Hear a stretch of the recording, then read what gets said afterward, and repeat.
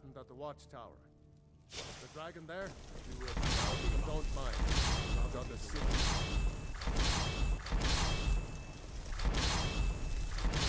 What in oblivion is that? Want to have your clip featured in the Skyrim Clip of the Week? Simply record the clip on your Xbox and then send it to me via message. My gamertag is iRyeni, that's IRYENI, and you can message it to me over Xbox and I'll be able to view it. I look forward to seeing the clips that you guys send me. Now moving on to the video.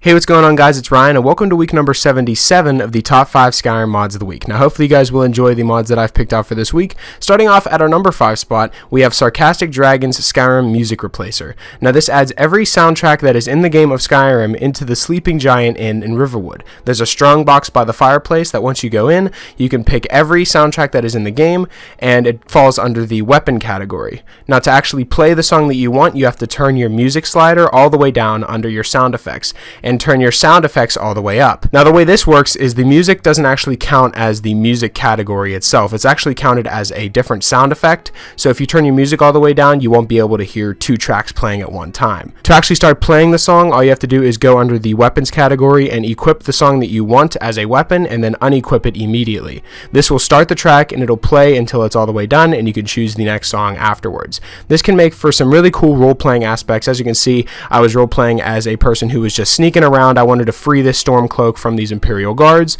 and I played a nice little song over it. So here we go.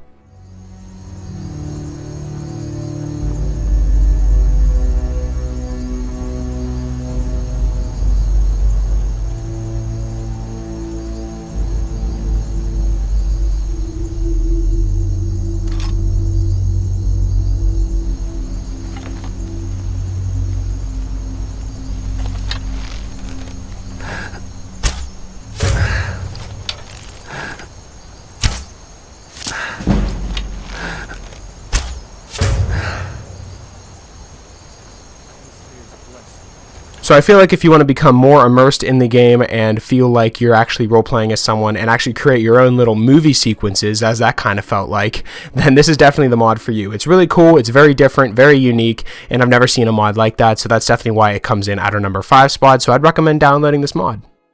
Coming in at our number 4 spot, we have the Blaze of Eventide. Now, the mod page reads that Blaze is a summonable fury horse. To learn the summoning powers, you will have to find a book which is located inside of Drela's cottage, which I'm showing you right now, which is a small cabin located northwest of Whiterun, west of Hamvir's Rest, and also south of Morthal. Pretty easy to find. By reading the book for the first time on his shelf, you will learn 2 powers. There's Blaze Summoning and Blaze Deployment. These are powers and not spells, so you have to use the shout button to cast them. The summoning power is used when you want to ride, and the deployment power is used when you target enemies, ordering the blaze to seek after them and explode using area damage, which I thought was really cool. It's like you're sending your horse at an enemy to just pretty much explode on contact and do lots of damage. Deployment can be used once every 5 minutes, and a cooldown timer can be tracked in the active magic effects menu. Both powers can only be used in rideable zones. Now, like I said, the blaze can explode for a massive fire damage. This is initiated by using the blaze deployment power, and when deployed, blaze will start to follow the target, overheat, and finally explode. The explosion will deal both an instant and overtime fire damage, with scale up with every 10 player levels. The ground at the place of the explosion will burn for about a minute and deal additional fire damage to enemies standing in it.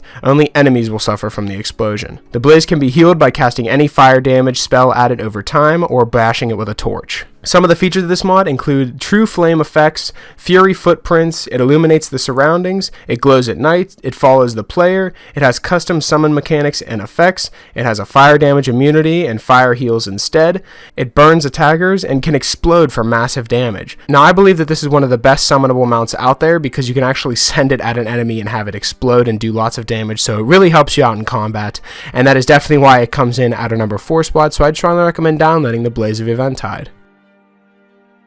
Coming in at our number 3 spot, we have the Redesigned Males. Now this mod includes a texture replacer for all males, both body and face, and edits the appearance of some NPCs, mainly followers. Now I actually had a couple of comments on one of my previous videos saying that they wanted a texture overhaul for the males in the game, so this mod includes body and hand textures, face textures, complexion textures, vampire head textures, new feet meshes, and there's also NPC standalone assets like different hairstyles and eyes. So me walking around Whiterun, you can see that there's a bunch of differences with the male characters, and it makes the game feel a lot more realistic because I feel like a lot of the NPCs now look way more unique than they did before. You know, some of them feel like they're copy and paste in the vanilla game, but this one makes it so that each face is very unique, and that's definitely what I like in an Elder Scrolls game and a role-playing game as well. So that's definitely why it comes in at our number 3 spot, so I'd recommend downloading this mod.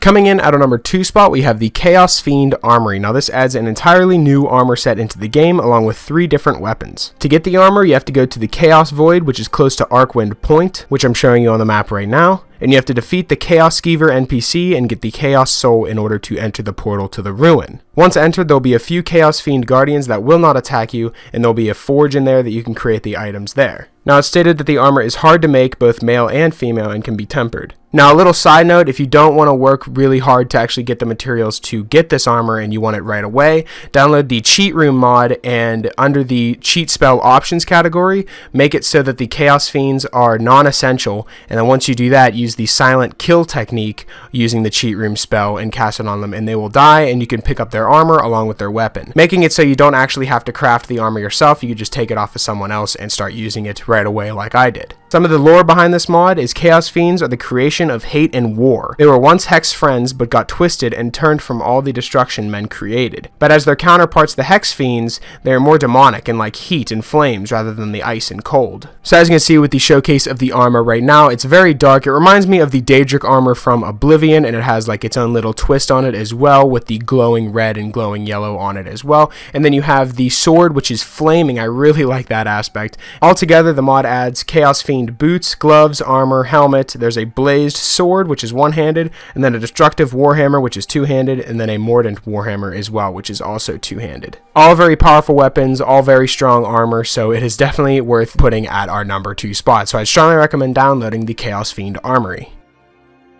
Coming in at our number 1 spot, we have the Eagleview Player Home mod. Now the features of this mod include sit-down meals and drinks. There's a blessing basin where you can choose a blessing. You can have up to 6 companions and 6 children. There's daily milk and eggs from livestock. The bird in the greenhouse only sings until noon, and there's amazing views from the back balcony and tower. There's also a trophy room where you can display your Daedric armor, your Daedric weapons, Thieves Guild items, all the masks in the game, unique critter jars, paragon gems, and midden rings. Now I really like the way that this house mod looks, so I'm going to be giving you guys a full tour of the entire house, so let's begin.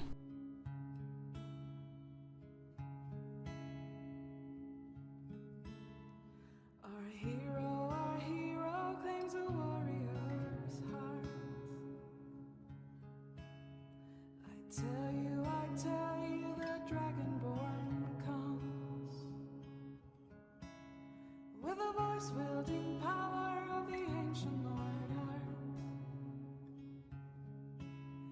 Believe the Dragonborn comes. It's an end to the evil of all Skyrim's foes. Beware, beware, the Dragonborn comes.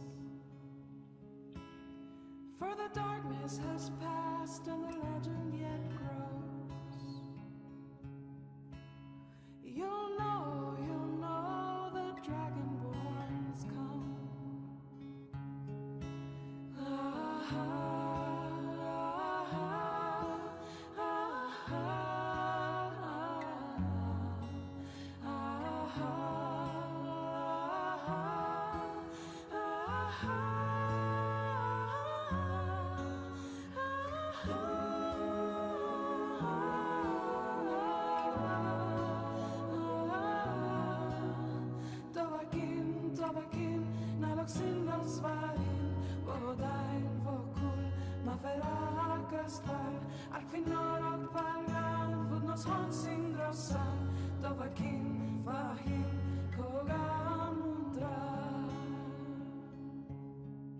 Now, as you can see, this house mod is amazing. It's in a great place, has a great view of the waterfalls over the balcony and tower, and there's a lot of fine detail in this house creation. It looks like they took a lot of time actually creating it, so that's definitely why it comes in at our number 1 spot, so I strongly recommend downloading the Eagleview player home mod. So that's pretty much it for this week's episode of the top 5 Skyrim mods of the week. Hopefully you guys did enjoy, and if you did, I would appreciate it if you left a like and subscribe if you're new. It really helps me out a lot. And if you have any suggestions for mods that you'd like me to cover in future top 5 mod episodes, be sure to let me know in the comment section below, or you can follow me on Twitter. I'll be sure to leave my Twitter in the description, and you guys can follow me on there and leave me suggestions through there as well. And yeah, that's pretty much it. Hopefully you guys did enjoy, and I'll talk to you guys later.